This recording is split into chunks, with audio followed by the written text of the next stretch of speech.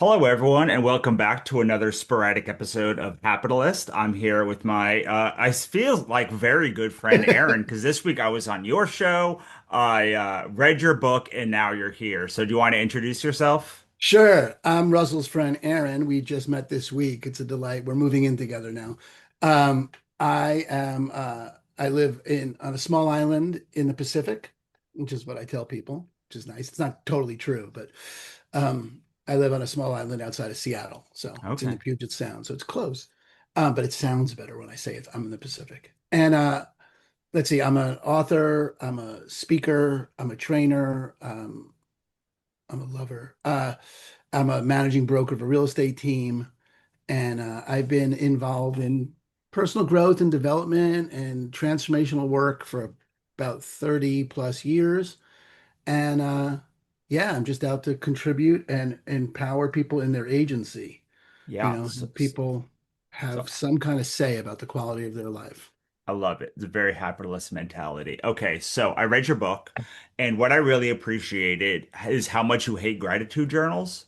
In Yes. fact, I've never met somebody who hates gratitude journals as much as me until I met you, especially in the space. Like when you're in this space of like gratitude and happiness, everyone is like, you got to do a gratitude journal. My wife's been trying to get me to do it for years, and I'm like, can't you just be grateful for shit without writing it down?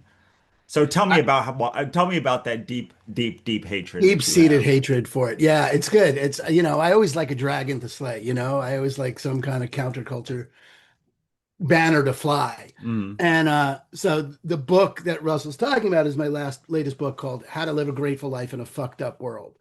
And the only tool that we really have to get present to gratitude, the TikTok, everyone from Oprah, TikTok life coaches has this idea, including Russell's wife, about a gratitude journal. Like you're supposed to just write down my dog, my car, my wife over and over until gratitude overtakes you. And I don't think it works that way.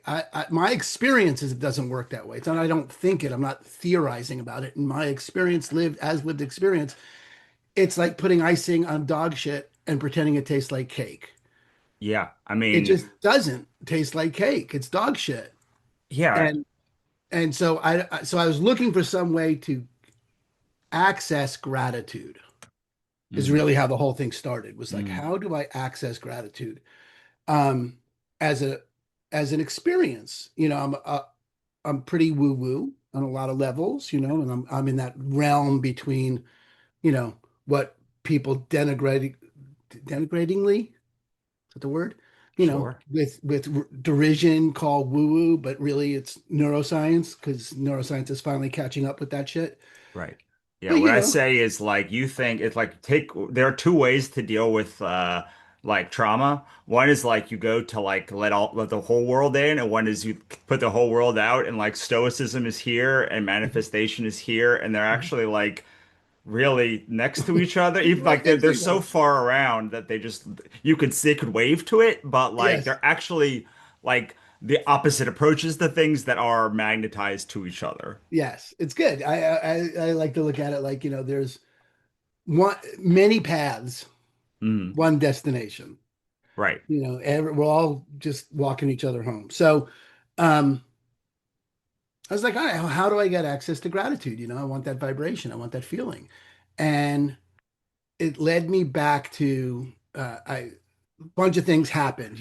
Russell, when we were interviewing you yesterday or whatever this week, you were talking about all the different things in the um, field that you could Right. access to when you're happy, like all the things you can see and all the things you can, and I'm saying grateful and you're saying happy. And it's, if we defined it, I'm sure the definition would be very, very similar to each other.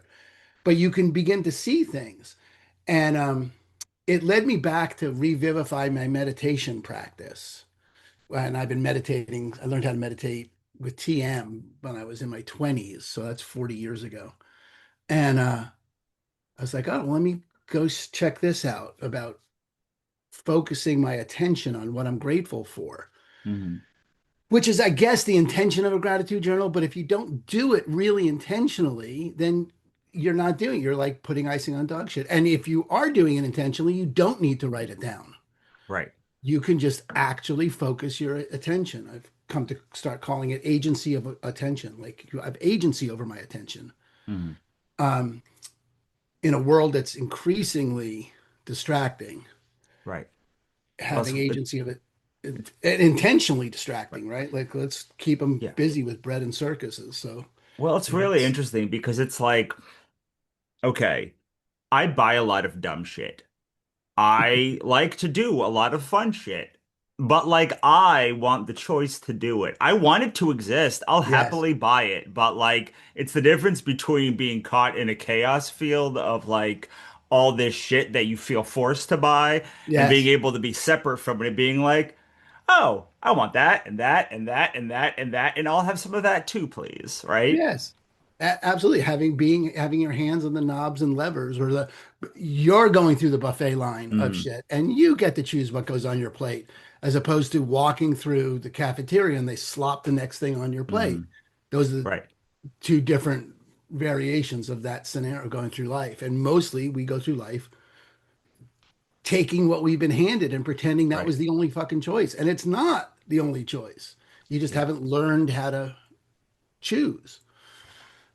And so I just, I got interested in it, and I got for myself that there's a process you could go through. The book is actually the training in that practice of awareness, allowance, and acceptance, appreciation, and then gratitude, Mhm. like a framework in which you could hold it. That if you slow down, and the point of it is you've got to find a way to hold that which you're not grateful for, Mhm.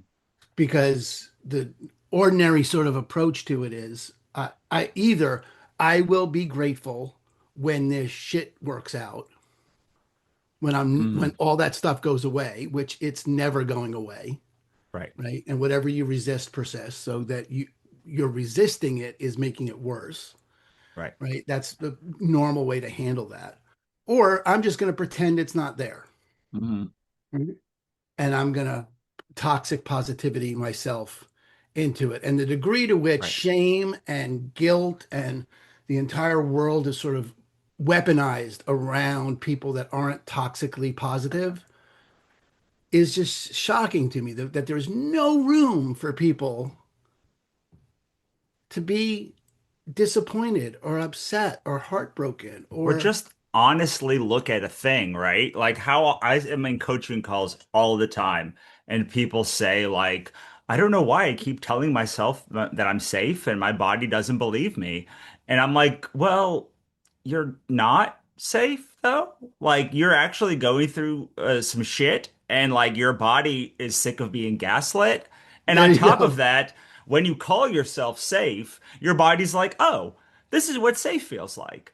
And like safe, if you tell yourself you're safe while you are like in having a panic attack, then like on some level your body's going to be like, when we are safe, we have panic attacks. That this is normal. That's really interesting. So first of all, I love that idea of gaslighting yourself, like of calling it gaslighting yourself. Yes, I think gratitude journals are a way of attempting to gaslight yourself. That's a really, really, really good way to put that.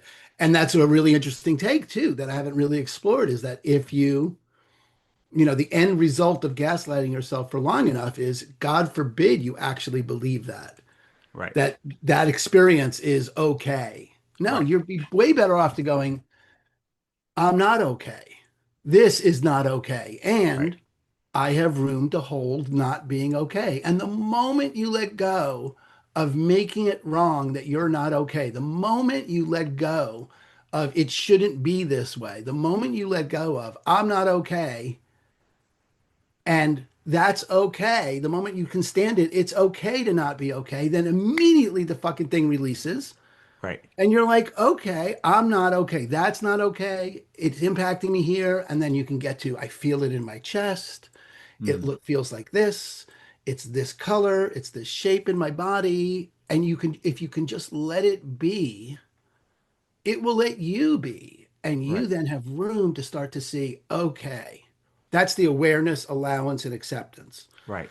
Like, oh, and acceptance doesn't mean agree with it, doesn't mean it's It's not okay that it is that way. There's a lot of shit in the world right now that is, frankly, I don't think is okay the way it is. Right. But that's me at the source of and looking at and me saying, you know what? It's not like it's not okay out there. I, with agency, am saying, I'm not going to have tolerate that in my space. Right. So Yeah. here's what I'm doing about that. Well, and then you can say once you're like, oh, well, this is how it is. You can make you can there are all sorts of ways you can train your body what safety feels like and looks Mm, like and like how it should feel. And then you can say when you're actually okay and your body, because like that's the other side. Like your body will then get flooded with cortisol because it's addicted to mhm. cortisol. And like there are times you'll be watching a movie and be like, and like you actually are safe and you Yes. should, and then you can tell your body, actually, body, I'm safe. And it is like, oh, right. Well, when we are safe, we breathe easy, we like sit, we body scan, we do Mhm. all of these very, very, very calming things. Yes. But like, you have to train your body. This is not okay.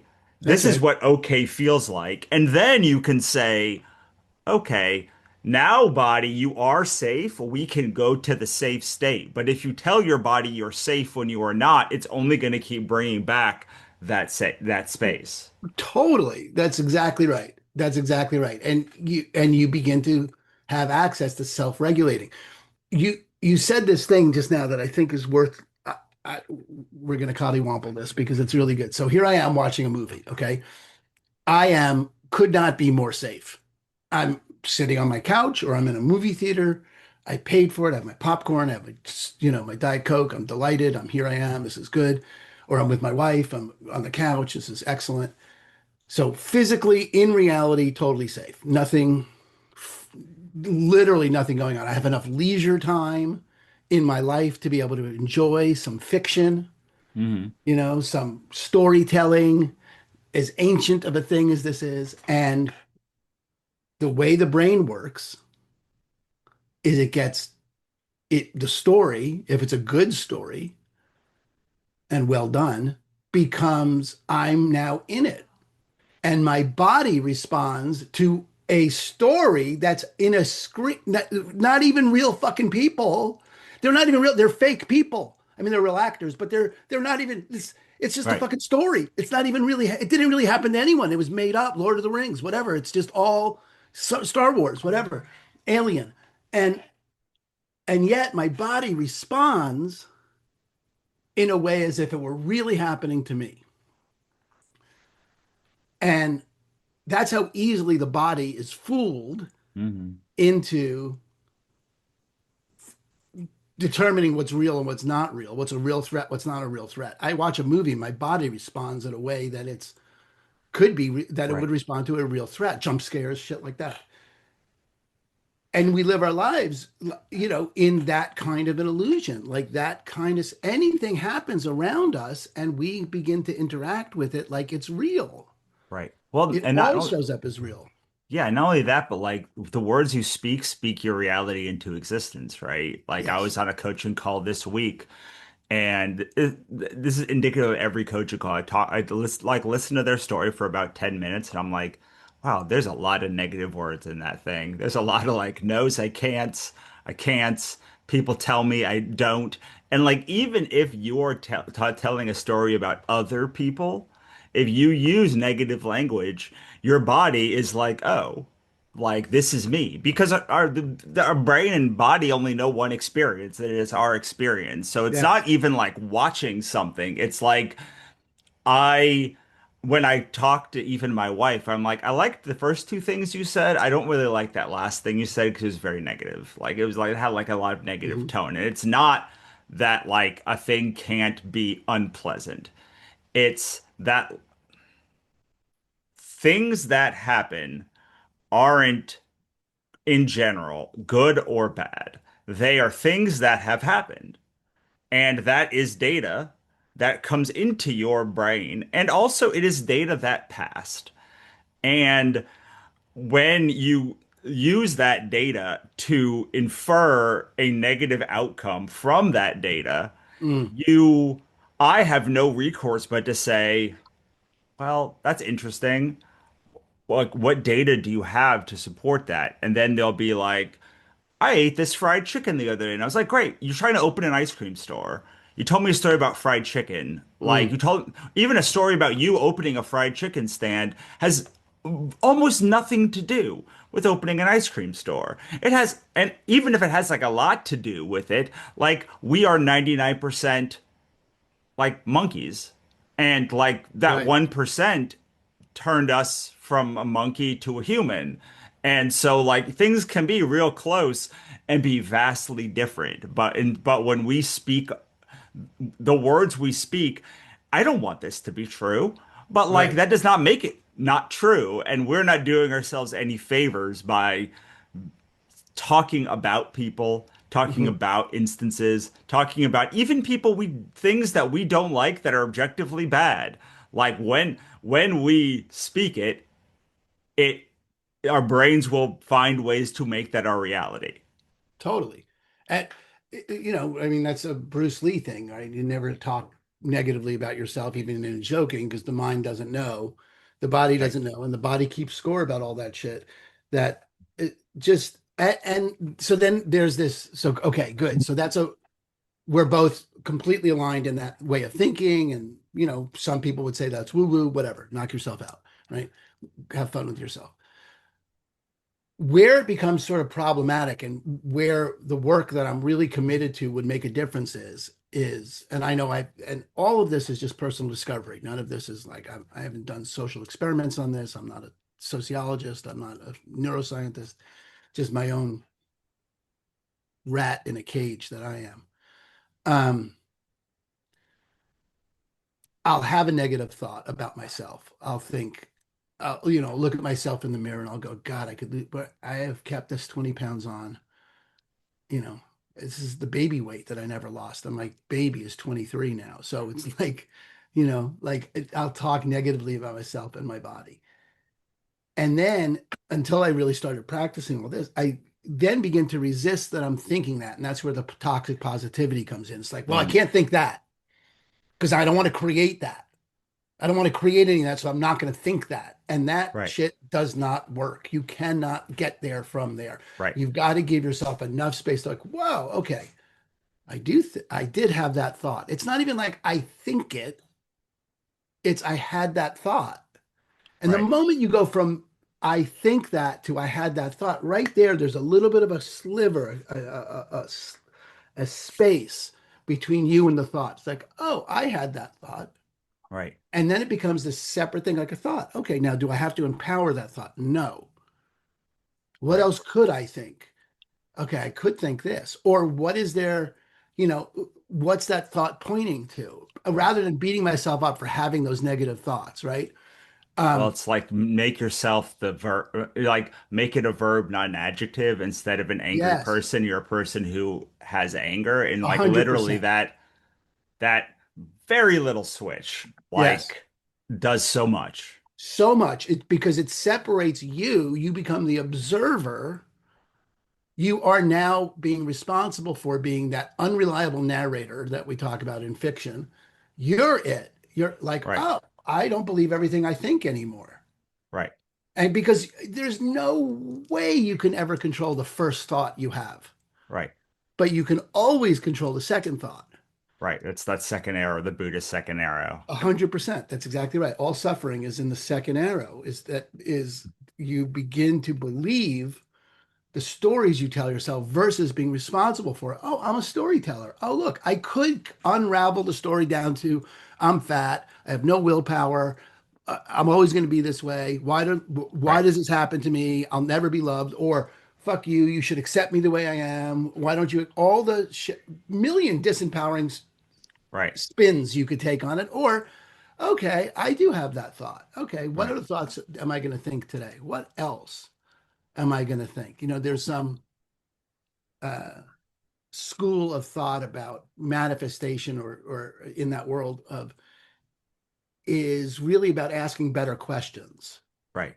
like, okay, well, what is going to be wonderful about today? Or Right. why am I so insightful?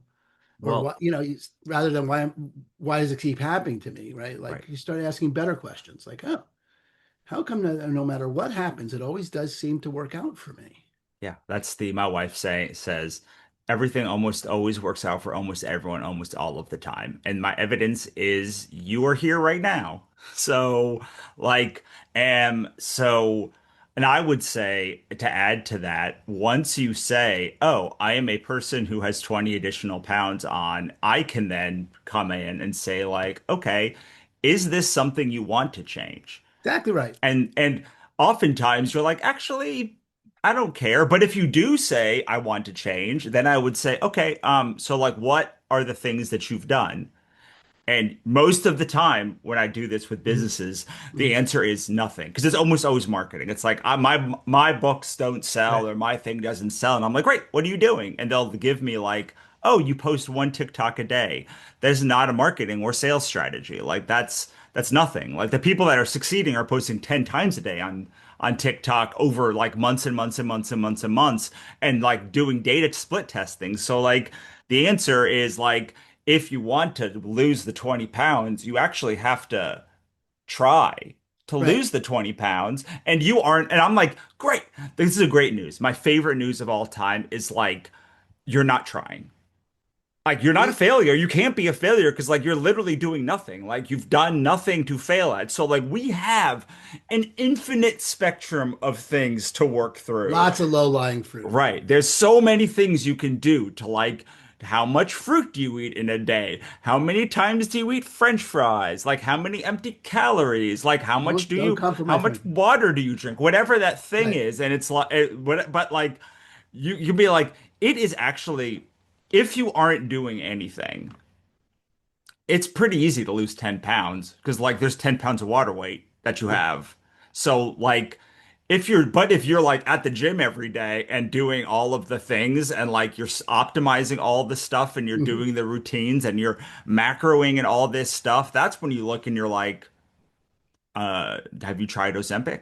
Or I don't know, like something Or like there's because something like else. there's so few things like but most people have an infinite spectrum because they've done nothing or nowhere even close to any what we say in Happiness is you have no reasonable expectation to expect this to work. That's So really good. that it hasn't worked is just the universe acting as we thought. Great, you did a science and the science was gave you Valid. the hypothesis we thought.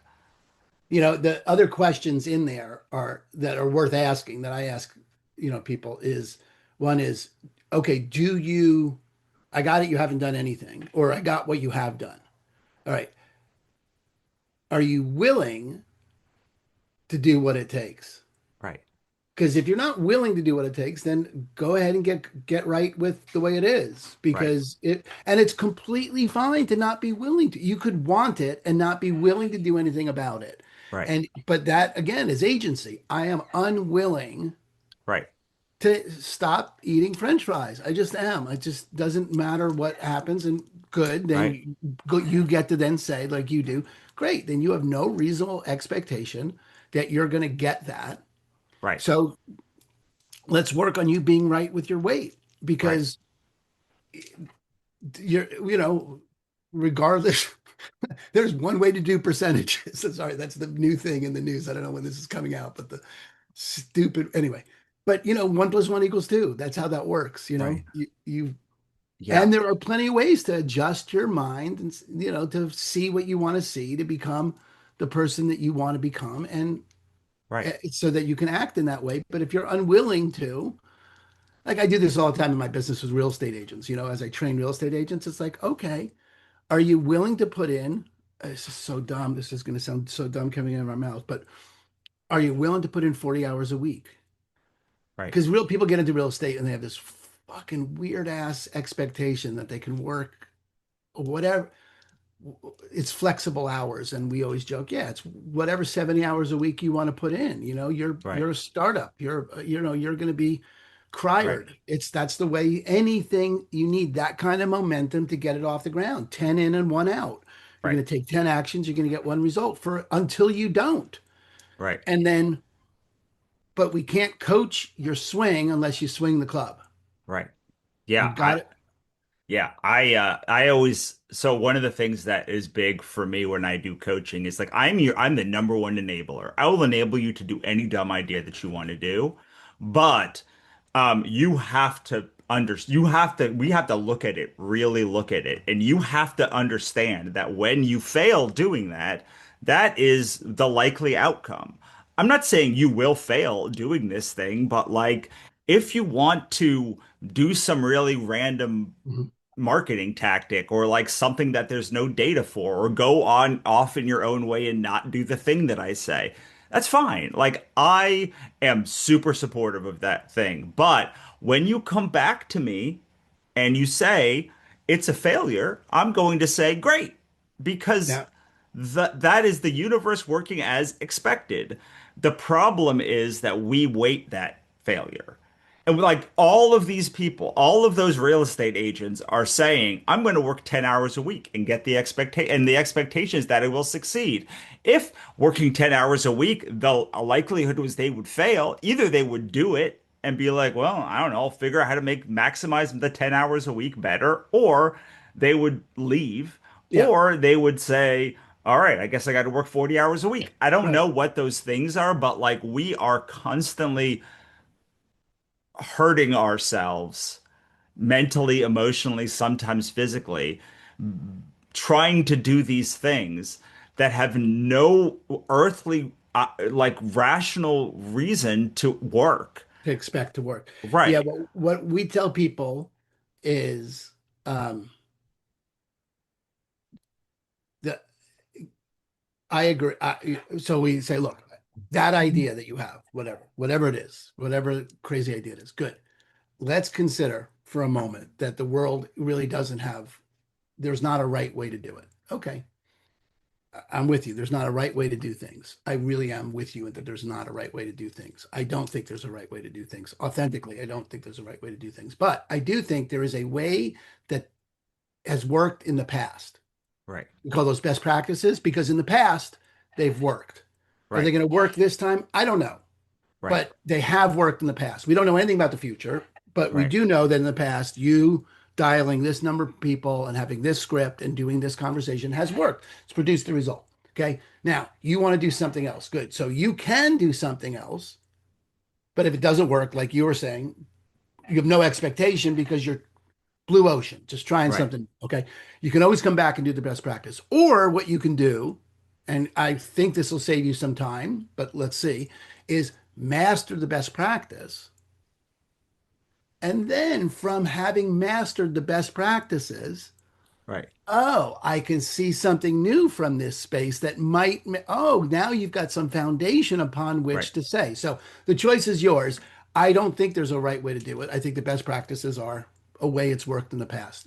Well, Choice is even yours. yeah, even then, what people come back to me and say when they go off Mhm. my script or my like Yeah, formulas, best they'll be practice. like, it didn't work. And I'm like, they're like, why didn't this work? And I'm like, I don't know because I told you the way that I know it works. When you do it my way, I can say, oh, this isn't right. This isn't right. Oh, maybe this thing doesn't changed in this time. Maybe we need to change. But if you do your own chaos, like there's an N of You one. can't come I to have no me, idea. right? Right. You can't come to me to ask you to ask me to judge your system that Right. you made up, Right. right? And I will then say, like, I made the system. Like I trained this. Do you think that I think there's a better system? Because like this is the thing. Like I This is the made thing. this. I So like think this, if you go off script and I'm going to tell you to get on script because like not only is that the only way that I know whether your thing's working, but it's also I think the best way. right. Otherwise, I wouldn't tell you how to do it. I wouldn't tell you to do it that way. Right. 100%.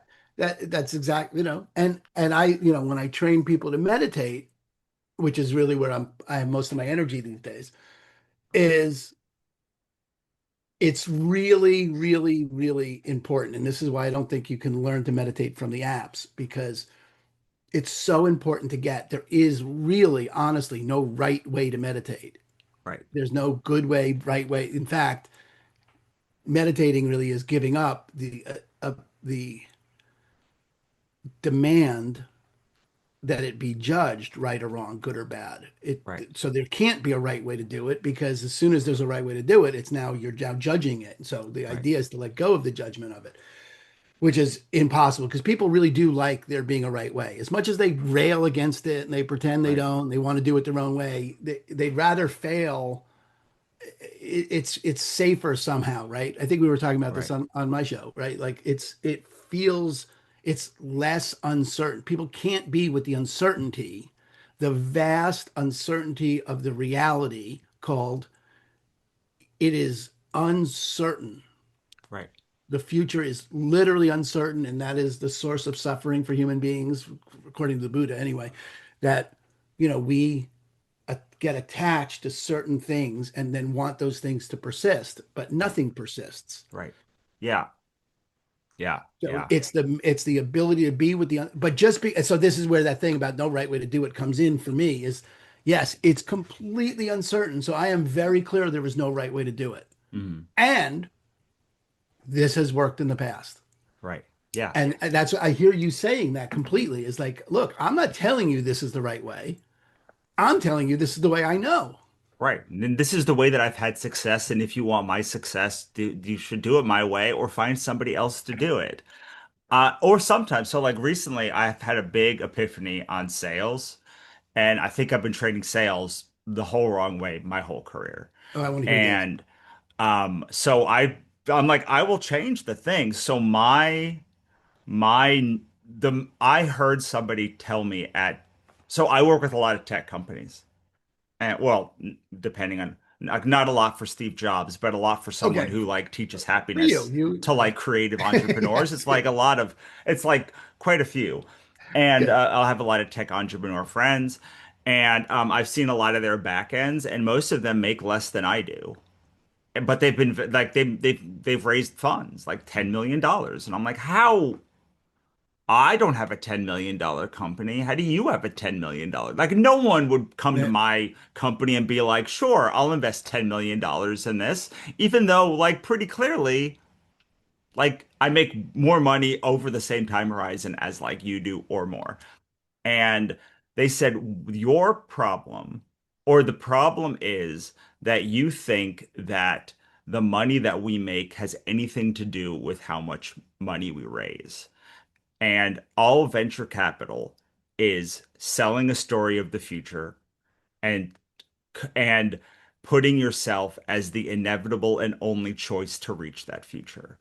And when you start thinking about that, you start seeing that every company from Amazon to Facebook to your local ice cream store to fiction authors, every single one of them, the ones that succeed massively, have told the story of the future that and enough people have bought into it that like that future comes to be. But the problem, I mean, the problem, like when Amazon started raising money, online retail was not the thing. When Facebook started connecting the world and then monetizing it, that wasn't a thing. When Uber or Waymo started doing like driverless cars, like that wasn't a thing. They are speaking on like a business level the future into existence. Mhm. And we at least as creatives, I don't know. The good salespeople that I see actually do this. What they are doing is saying, "You are here. This is the future that you want, and I am the only person or the inevitable person to get you to that future you want." And then your goal is to find an axis, and there are infinite number of axes that, and like if you've ever done any math on a graph, you know that it goes all the way up and all the way Mhm. down. Like there's literally an infinite number, which means there cannot be any competition. Because if you find the axis that you win on, then you win and your customer wins. And so I have, whether it's pain point selling or soul resonance selling, like I've done a lot of different kinds of selling, but I've never actually explained it as just like you're forecasting the future and you are putting yourself as the inevitable axis by which that person wins so that they have no choice if they buy your future. than to work with you. And it's just like so much easier to envision that with at least creative people or people who don't like sales as as even like doing the scripts or doing this other thing. All I do and when I sit in meetings now is like, okay, well, like, what's the future? And they are like, I don't know. I'm like, I know, because if you did the if you knew the future, you would not be sitting here because I love you. I love me. No one Mhm. wants to pay me $200 an hour to sit across from them and tell them how they are failing right now. Yeah. Nobody. Nobody. So like you would not be here paying me money. We even may meet at a conference and everything's going well, but you would not have put in your credit card to come here in this moment if the future, if you're clear on the future you were selling. It's good. On one hand, okay, so it's, I mean, on one cut at that, or one thing I heard in that, it's not quite what you're saying. So I really do want to get my head around it because I love Oh, it. It's beyond, here's what I think it's beyond selling the benefits, not the, what do you call it? The yeah, or the pain. It's features. above, yes, Yeah, it's it's not, above it's, doing the pain points. It's above yeah, all of that it's stuff. above selling the benefits. It's creating the picture of the future of what life would be like if you had those benefits, right? Yes. It's So it's really like, painting that picture. And then beyond that, the more important piece of that is what, given that that's created and I've just created that for you, and you now are sitting here talking to me and you see that, I'm your guide. right, I am the person that will get you there. right. Could you And figure it out on your own? Maybe. Is there someone else right, that might get you there? I don't know. But we're sitting here talking, right? I'm just working this out right. for Yeah, myself, yeah, right, yeah, Russ? yeah, Like, yeah, yeah, but we're sitting here now. Like, I'm just thinking about my yeah, meditation, yeah. the book or the course, right? It's like, look, there's a lot of ways to learn to meditate. 100%. No, any city in the country, in the world, has free meditation centers. It's easy, not a commodity you need to hunt. It's very simple to get. And there's a million apps. Good. But let's talk about the future you really want and then why I'm the guide. Oh, see, this is the thing. You have to already know what future they really want. So the steps that go into this are what is the win condition? Oh, Where good. are they when they win the game? You have to already know Right. because like Good. if they have to tell you No, no, this no. the Right. magic trick doesn't work. That's So good. you have to say, look, you want to live in this world where you're not constantly bombarded by stuff and like not constantly feeling guilty and you want to somehow find the magic in the world. Yeah. That's the And world you you want to want be to able live to in. have all that and that kind of peace of mind Right. and presence so that Right. you really don't wind up on your deathbed thinking, I Right. should have seen more soccer games, Right. right? That you really do wind up with the kind of life that you are complete with and that you live that life every moment. So when you're with your Right. family, you're with your family and you want that, but you want that without giving up your edge that has you perform at a really high level. And you Right. think those two things are contradictory. You think if you gave those up, you wouldn't be able to Right. perform. Right. And Okay, I'm you've got telling you, they're complementary. you're going to the next step. The Yeah. next step is so you the win condition has to be real. They have to feel like they're living in it. Yeah. So like no one ever does. You also did like not do enough to make to envision it, but like we're having a podcast Yeah. thing. We're Yeah. Yeah. not Yeah. doing a so like it's like you have to be like you want to wake up in the morning, have your coffee, blog like you have to be able to Yeah. plot a day. Like it has to feel real. Compelling A- story. Yeah. Good. And then you need to know the things they need to learn, 3 to 5 pillars that they don't already have, that they are all that they need to master, and the block that prevents them from doing that. This is why you are the only. A lot of people can do the win condition, but like when you start doing like here are the 3 to 5 things that you're already facing with that like you already know, you already are pre-handling your objections of like Hmm. all of this Hmm. stuff. Then they're like, you do this X every day. None of those are important. What you really need to do is X, Y, and Z. And then the final step is where are they now? And you basically are working back from their win condition to where they are now in their life. And the most important part is to pull off this magic trick, you have to be right. And Mm. this is why it's so hard to do because you have to know your audience so well that you can basically predict every word that they're going to say before they even say it. And then get to the end and be like the magic trick is basically I already know everything you're going to go through, everything you have gone through, everything you've got up to this minute. And so if you want to go if you want to forecast to that thing, I already know where like I already am sitting on the other side of that. And like all they have to do is pull you forward. I know literally everything that's broken about your business or your internal structure and going to get you to the future. And like who else could possibly like no one else can pull off that magic trick. Right. Only you can pull off that magic trick because you know your audience so well. It's really good. To really, I love the idea of the venture capitalist as, or the founder in that Right, story, right? The founder of the of whatever they're selling, whatever the venture capitalists are bringing in, and then playing on the, and you're talking about 10 million, so you're also talking about scalability. I mean, no one would pay because it's right, not unless it's scale, unless they could see a return on it, right? right, So there's that reality. There's probably also playing on greed and fear and all the other emotions that you right. could, to, strings to pluck. But just as a framework, it's a really, really, really useful framework. I really dig it. It's Yeah. really good. Amazing. I love it. And once you see it, you start to realize that every company, the only reason why, like, you have to buy in to their future to use their product. So, like, obviously, if you buy into Amazon's future, you must use Amazon. But, like, their future, you said this thing about like the future's unwritten, and like their future is just a thing that they think is going to happen that enough people agree with.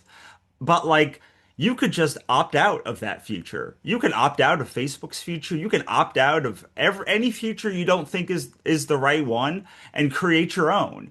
And all of these companies somehow can all be successful predicting their own future or their own version of the future. So like you also can be successful, but you cannot be successful on their axis.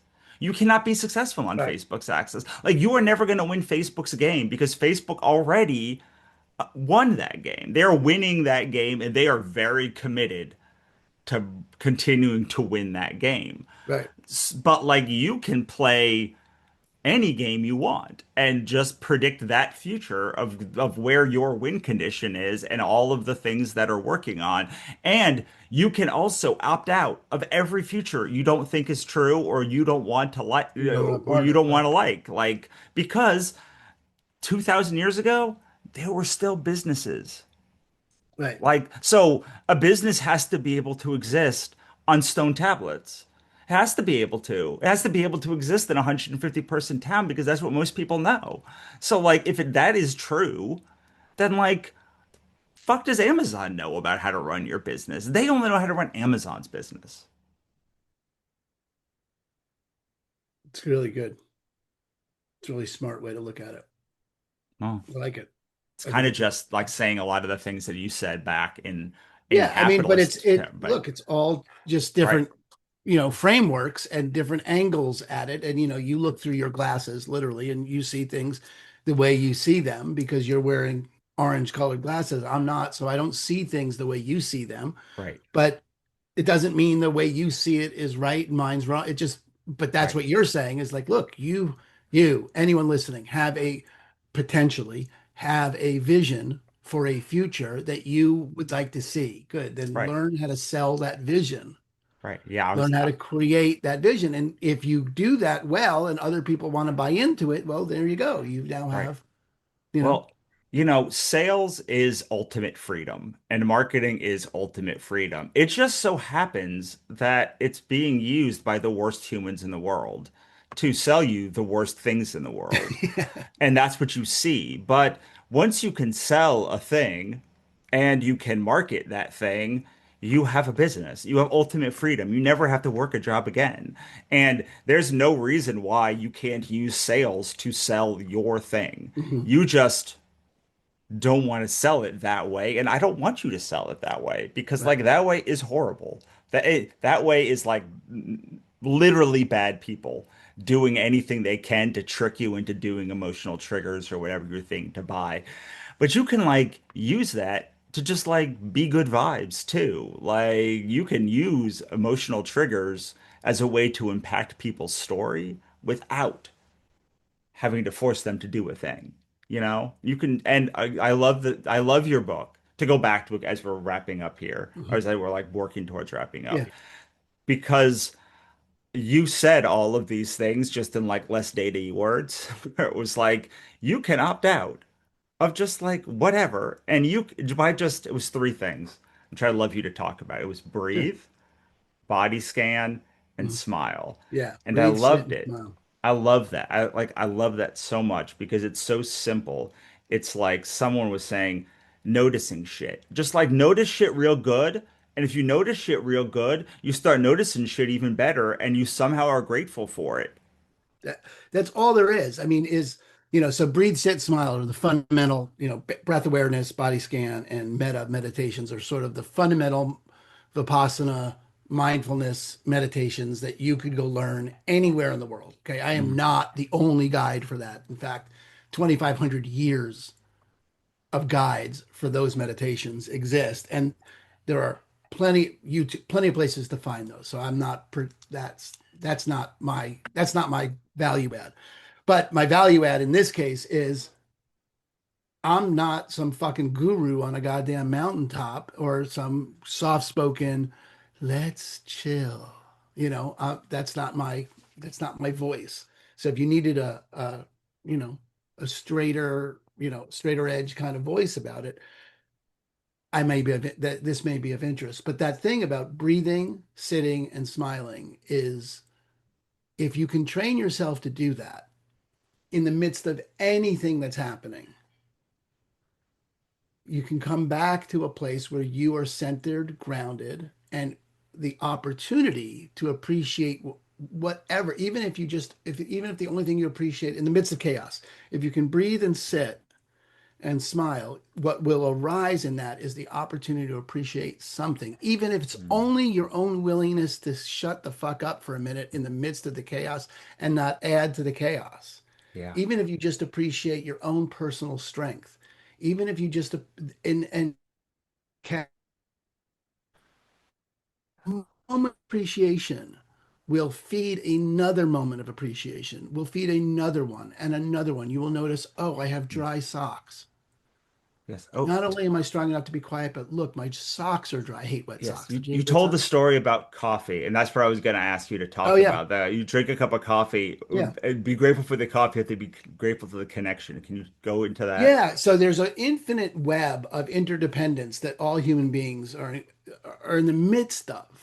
That we do not, so you're sitting with your morning coffee, right? It's just this is a form of meditation. Meditation is not cross-legged incense. I mean, that's a form of meditation, but meditation doesn't need to be cross-legged incense hours on end like that. It could be I'm sitting outside on a lovely day or inside on a rainy day. I don't give a shit. And here's my coffee. And I feel the cup in my hand and I can smell the aroma and I can see the oil on the top. And I just start to appreciate that this is what's here. And then where did this come from? I can start to expand that. Like, look at that. Coffee was picked by some farmer somewhere in Costa Rica. And that farmer has a wife and kids. And this is their life to bring. And then someone picked it, and then someone roasted it, and someone ground it, and someone shipped it. And who invented the intercontinental highways that shipped this from Costa Rica? I could be grateful for that person, the gift that it is that I live on a planet that's the exact right distance from a sun where air, light, and water, what the fuck is that? Turn into plants. What? What? Air, light, and water turn into this? And who made this mug? And I have water in this coffee that's cleaner than 80% of the world's population. And what about the goat farmer, the Ethiopian goat herder in 500 years ago that noticed that those beans, goats jumpy, and brought coffee into it? And what about that person's great, great, great, great grandparents? What about the person that introduced their great parent? And you just notice that if you're great, you're never going to be grateful for everything. But if you're grateful for one thing, there's an infinite number of things that you're grateful for. Mhm. So if you just slow down long enough to get grateful for one thing, you can unravel or weave, whatever we put it together, unravel, it doesn't matter, an infinite number of things. And now this morning cup of coffee has turned into, holy shit, my life is a fucking miracle. Yeah. I, I and I don't want to argue with anyone about it. Going into your day like life is a fucking miracle, you will be more effective. This is Russell, this is your mantra. You're the happilist. You when you're happy, when you're grateful, same vibration in this case, life is just works out. It Yeah. You see opportunities, and that's the way that works. So yeah. Yeah. I can tell you how powerful this is because I was at a book signing recently where I was in the audience, which does not happen that often, but like it was Jenny Lawson's new book. It's okay if you're not okay, or what to Mm. do, or how to be okay if it's not okay. I forget what the exact name of it. It's like your title, it's quite Mhm. a few words. Um, but it was late and it was like she was late starting and I was like starting to get antsy and I just like crossed my legs, took some breaths, smiled, and was like, wild. 2 days ago, I didn't even know this signing was going to happen. And now here I am. And like all of the chaos around, just like you create this little bubble around yourself that's like, okay, I can, whatever, man, it's gonna be okay. Like I make these choices. These are choices that I make, and these are places that I am, and like I'm gonna have a great time. It's awesome. Yeah. And I'm gonna have a great time.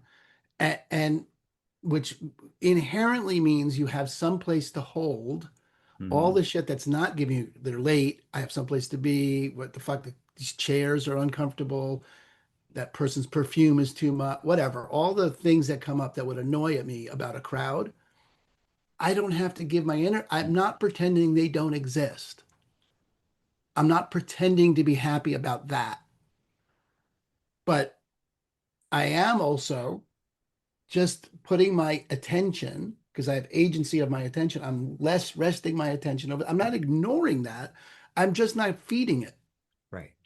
And Right. I'm going to put my attention over here and like, my God, my socks are dry. Right. My friend Heather says you can be in the energy of the problem or the solution, but not both.